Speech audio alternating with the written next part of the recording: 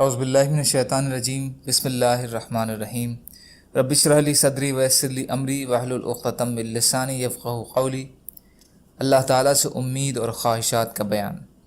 اللہ تعالیٰ نے فرمایا، اے پیغمبر فرما دیجئے، اے میرے بندوں جنہوں نے اپنی جانوں پر زیادتی کی، اللہ کی نافرمانی کر کے اللہ کی رحمت سے نا امید نہ ہوں، بے شک اللہ تمام گناہوں کو بخش دے گا، وہ بہت بخشنے والا بڑا مہربان ہے۔ اور اللہ تعالیٰ نے فرمایا، ہم ناشکرے اور نافرمانی ہی کو بدلہ دیتے ہیں۔ اللہ تعالیٰ فرماتے ہیں، بے شک وحی کی گئی ہماری طرف سے کہ عذاب کے حقدار وہی لوگ ہوں گے جنہوں نے جھٹلایا اور منہ پھیرا۔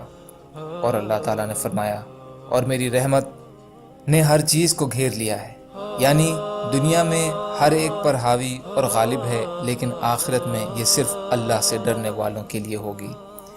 فائدہ: ان آیات میں اللہ کے نافرمانیوں کو ڈرایا بھی گیا ہے اور انہیں امید کی کرن بھی دکھائی گئی ہے، جس کا مطلب یہ ہے کہ اگر ساری زندگی نافرمانی ہی میں گزار دی اور آخر وقت تک انہوں نے ایمان اور توبہ کا اعزاز نصیب نہیں ہوا تو ان کے لیے تو جہنم کی تکلیفیں ہیں، لیکن جن لوگوں میں توبہ اور ندامت کا احساس پیدا ہو جائے، چاہے وہ کتنے ہی گناہ گار ہوں، انہیں ایمان اور توبہ کا راستہ اختیار کر کے کفر و شرک اور گناہوں سے بچنا چاہیے۔ ایسے لوگ یہ نہ سوچیں کہ عمر تو بتوں کے پوجنوں میں گزر گئی، اب آخر میں مسلمان ہونے کا کیا فائدہ۔ نہیں، بلکہ اللہ تعالیٰ بہت مہربان اور معاف کرنے والے ہیں، وہ تمام گناہ معاف کرنے پر قادر ہیں۔ آخری وقت میں بھی سچے دل سے مسلمان یا توبہ کر لیں گے اور ایمان و عمل کے تقاضوں کو پورا کریں گے تو اللہ کی رحمت سے نا امید ہونے کی کوئی ضرورت نہیں ہے۔ یعنی یہ آیت ان کے لیے امید کی کرن ہے جن کی ساری زندگی کفر و شرک یا گناہوں کے اندھوروں میں گزر گئی۔ اب اگر وہ مسلمان یا گناہوں سے توبہ کرنا چاہیں تو شیطان ان کے دلوں میں وسوسہ ڈال دے کہ تمہاری تو گناہ اتنے زیادہ ہیں کہ اب وہ معافی نہیں ہو سکتے، اس لیے مسلمان ہونے یا توبہ کرنے کا فائدہ کیا۔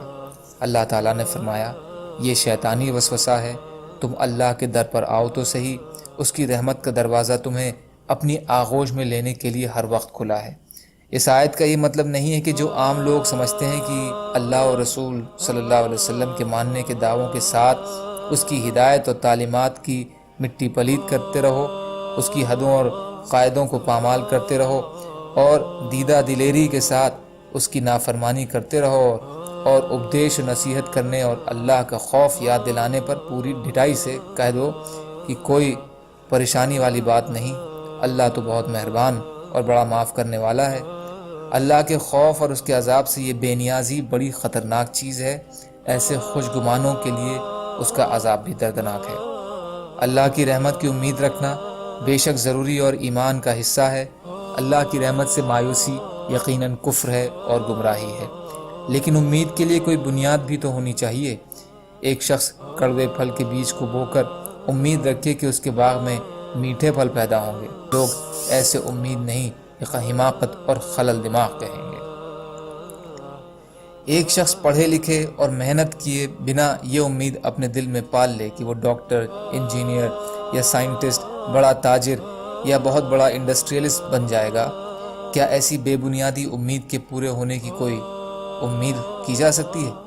پھر اللہ کے آدیشوں سے بغاوت اور سرکشی کر کے کس طرح اللہ کی رحمت کی امید کی جا سکتی ہے؟ یہ امید نہیں ہے، لا علمی ہے اور اللہ کی مہانتا اور جلالت اور اس کے نیائے کا انکار ہے۔ مطلب یہ ہے کہ تھوڑا سا واضح اس لیے کیا گیا ہے کہ رحمت الہی کا یہ شیرشک اور اس کا غلط مطلب بھی لوگوں کو بے عملی بلکہ بد عملی کا ایک بہت بڑا سبب ہے۔ اللہ تعالیٰ ایسی بیوقوفی سے بچائیں اور اس کا اچھا مطلب سمجھنے کی توفیق عطا فرمائے۔ سبحان اللہ و بحمدہ، سبحانک اللہم و بحمدک، اشہد ان لا الہ الا انت، استغفرک و اتوب الیک۔ سبحان ربک رب العزۃ عما یصفون وسلام علی المرسلین والحمد للہ رب العالمین برحمتک یا ارحم الراحمین۔ لا الہ الا اللہ محمد رسول اللہ۔